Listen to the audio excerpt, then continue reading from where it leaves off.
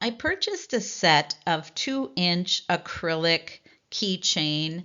It actually was a set that came, and I thought, well, these would be kind of cute for some tumbler bling. So these are the 2-inch clear acrylic pieces. They do have a protective coating of plastic on both sides. This needs to be removed on both sides of these acrylic pieces.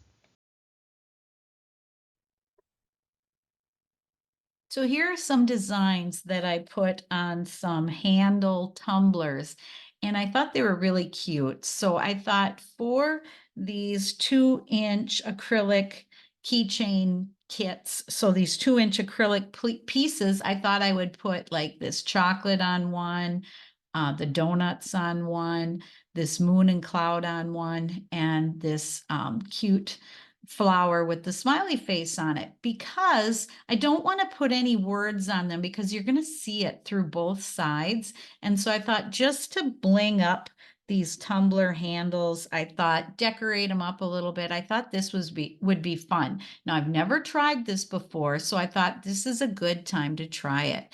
So what I'm going to do here is I'm going to go to a new page, and I already have started. Since these are 2-inch, I want to make them slightly larger, the design, because I want to make sure that the paper is covering the whole 2 inches of acrylic. And I'll explain that later because it will stick to the acrylic. So I decided, as you can see up here, to go by 2.25 inches by 2.25 inches. So now I'm going to go into elements here, see if I can find the chocolate that I used. Chocolate. Ugh, if I can remember which one it was. I suppose it really doesn't matter as long as it's close to the one that I used. I think this is it. So I'm going to pull this in here and I'm going to stretch it out, but I want to make sure that this is going to fit in the center of that key ring acrylic, or whatever you want to call this. So what I'm going to do now is I am going to add a circle. Oh, let's see, add a shape. Here we go. And I'm going to make sure that this is 2 inches. Get it up to 2 inches here. Almost there. Right there is 2 inches. So I just want to make sure that that chocolate is in there. And it is. It looks really good. Okay, so now I'm going to duplicate this page. I'm going to take the chocolate out this time. And now I'm going to look for the donuts. Let's see, donuts. Let's see if I can find them. I'm pretty sure these all came, the designs that I used came out of Canva. Let's see if I can find them. I guess it doesn't matter if they're the exact same donuts. I may have downloaded them from Creative Fabrica. I can't remember, but let me look here. They are so cute. As long as they're close, that's all I care. This is pretty close here. This is close to what I have on the tumbler. This is real close. So I guess I could just put a bit donut on here too. Put this one on there and stretch this out and get it so that not too big and not too small. I think I'll make it a little smaller. Then I'm going to grab my circle. Oh yeah, that'll fit nicely in there. So now I'm going to duplicate this page again. And this time I'm going to get rid of the donut. And let's see if I can remember what else I had there. Go back. Oh yeah, the sweet dreams. Let's see. Dream.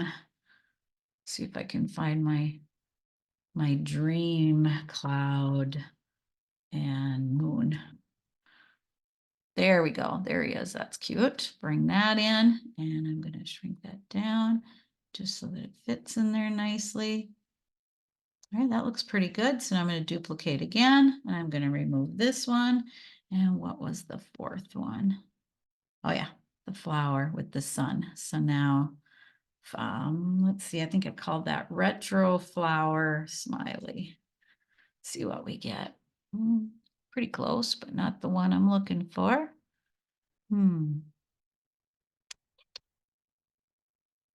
See if I can grab it from the other one and bring it in. I doubt it, but let's go Control C and see if I can bring it in here. Control V. Nope. Oh, it did. Awesome. So you can pick it up from another page and bring it in. So that is perfect. Let's see if I can do that with my donuts too. But although I do like the donut that I put in there already. So now what I have to do is I need to go and delete these circles because I don't want that in my design. Delete, delete. Oops, oops. Where is my there's my chocolate. Okay, delete. All right, so now we've got all of our designs and I'll just call this bling. And now I'm going to share it. And I do have Canva Pro. So when I go to download this, I'm going to choose a transparent background and I'm going to raise this up to to the highest DPI that I can get, just because I can. I don't know that it's necessary. All right, I'm going to download this now with the transparent background, and that's going to bring those files in. So now I've opened a Word document and I'm going to go up here to layout and I'm going to change my orientation to landscape just because it's easier for you to see it here. I'm going to make it a little smaller so that you can see. Then I'm going to go to my margins and I have a custom size set to 0. So I'm going to click on that. And then I'm going to go to insert and pictures from this device. And I'm going to grab my bling pictures here. I'm going to import them and there they are. So they came in, as you can see, at the 2.25. You can see that up here in shape height, and that is under picture format. So now what I'm going to do is I'm going to go to this icon and I am going to choose the layout option wrapping through, because then I can move it around on the page. So otherwise, you can't move it. See, I'm trying to move it now, but until you do that, you really can't move it around on the page. So I'm going to take all of these and I'm going to move them just because I might add some other, so I'm not wasting paper. I'll probably add some ornaments or something on here. Do the same thing to this chocolate, wrapping through. And then I'll probably go, let's see here if I have any ornaments. In my file on this laptop. I don't have a lot of my designs on this laptop, but let me go see if I can find something to bring in here. No, not much of anything that I can print with this. But anyway, I'll probably fill this up. But first thing I'm going to do here now is I want to show you how to print. So now you're going to go to File. I'll close my adding here. File and Print. And I am using my Epson EcoTank 2760 that I've converted over to sublimation printing by adding sublimation ink. Now notice that I did not put any words on any of these designs. That was specifically for a reason, because these are clear acrylic. And when you can see through both sides, I don't want words on there that are going to be backwards on the other side. So now I'll get back into this. So it's my Epson EcoTank 2760, my sublimation printer. I do not need to mirror these, but just make a habit of mirroring all of your sublimation projects. I also hook my printer up with a printer cable, because if you're using Wi-Fi, you're going to get glitches. It's best to buy a printer cable. That's why it says that mine is offline right now, is because I don't have my cable hooked up. I do not use Wi-Fi when I am printing sublimation. So I'm going to go into my printer properties here, and I'm going to make sure that I have premium presentation paper matte selected, high quality. And then under more options, I'm going to make sure I have emphasize more and emphasize thin lines. And then I'm going to hit OK. And I'm going to make sure I have mirror image. I always have that set on my sublimation, because if you do have words, you want them to mirror. So just mirror everything. The only time that you wouldn't mirror something is if not even worth talking about. Just when you're doing sublimation, get into the habit of mirroring everything. Okay, I am going to go and print these, and then I will be back and we will press them on the acrylic.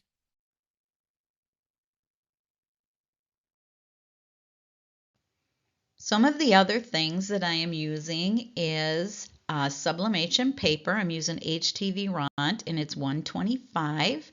You're going to want some heat gloves for this, and also some heat resistant tape.